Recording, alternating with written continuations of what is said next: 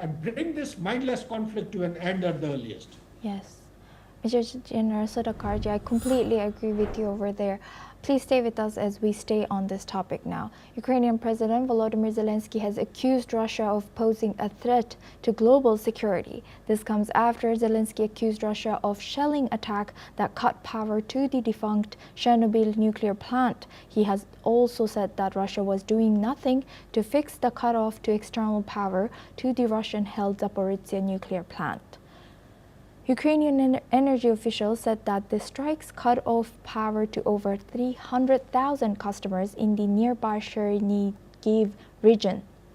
Zelenskyy has said that more than 20 Russian drones had been deployed in the attack on the town of Slavutich that cut power to the nearby Chernobyl plant for 3 hours. Meanwhile, Kremlin spokesperson Dmitry Peskov had earlier said that Russia was doing everything to ensure the Zaporizhzhia plant's safety. He had said that it had come under repeated fire from Ukrainian forces. President Zelenskyy has said that the situation at the Zaporizhzhia plant was critical. Russia took control of the plant in the early weeks of the war, and each side regularly accuses the other of endangering nuclear safety. Now, for this discussion, we go back to retired Major General Sudhakarji. Thank you very much, Major General, for staying with us. Now, looking at this in wide eye, in what ways has this war between Ukraine and Russia reshaped regional security architectures in Europe? Well, let's first of all, Asoma, address the question regarding Zaporizhzhia, the nuclear plant. Yeah. It's been with Russia for quite some time now. Allegations, counter allegations are rife. The fact of the matter is, winter is round the corner. Rather, it would have set in there in Ukraine. It must have started becoming the cold, the chill of the winter should be slightly seeping in. As they go deeper into the winter, and if the power supply is cut off, then one can well imagine the life of the people who are surviving today, residing in Ukraine, will be hell. They cannot survive because the temperature, it plummets to minus 15 to 20 degrees in the peak of the winter. So therefore, this is a kind of information warfare which is actually going on as per my understanding. Yes, some of the shelling would have taken place, and by accurate information that I have received as per that analysis, again it will take recourse to pointing a finger at Ukraine. So it would do good that if both the parties, they sit down. I think enough is enough. They sit down to stop this, allegations and counter allegations. I am given to understand that Ukrainian drones have come and hit the power station, and in response, the Russians have fired. But in a melee of warfare, the conflict which is raging for past 3.5 and more years of the warfare, these kind of allegations will continue to be thrown at each other. Yes. It doesn't get them any kind of solution.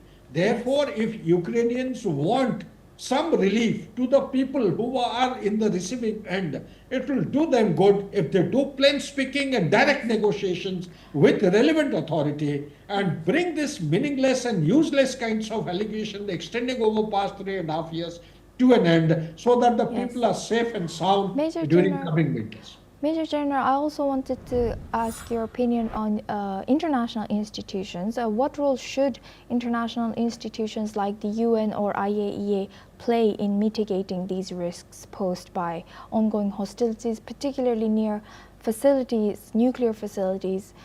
Also, do you think, are they still equipped to handle such crises in the context of modern warfare?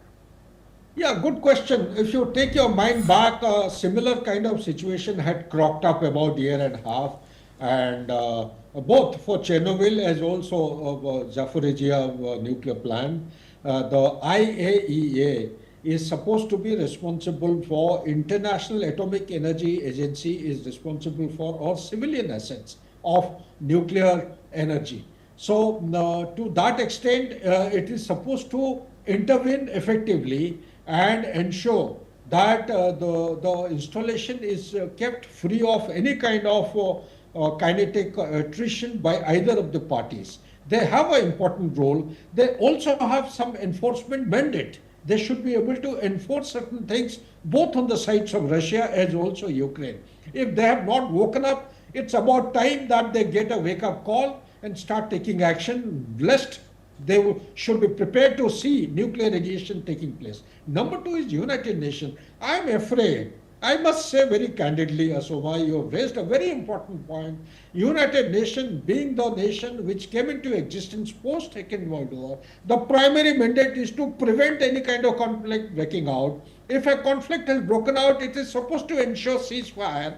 Unfortunately, the United Nations has not played its role to the barest minimum as far as the Ukraine and Russian conflict is concerned. It's about time. If they want to actually remain relevant, they must step out of the realm of United Nations headquarters, come to the battlefield where the real action is taking place, negotiate with the people, take extra initiative, extraordinary steps to bring this allegation, counter-allegation, firing onto nuclear installations, and bring them to an end as soon as possible, lest we are heading for something disastrous in the mankind, which may take place to start with in Central Europe, but sooner or later the entire world order will get proliferated and impacted by the same.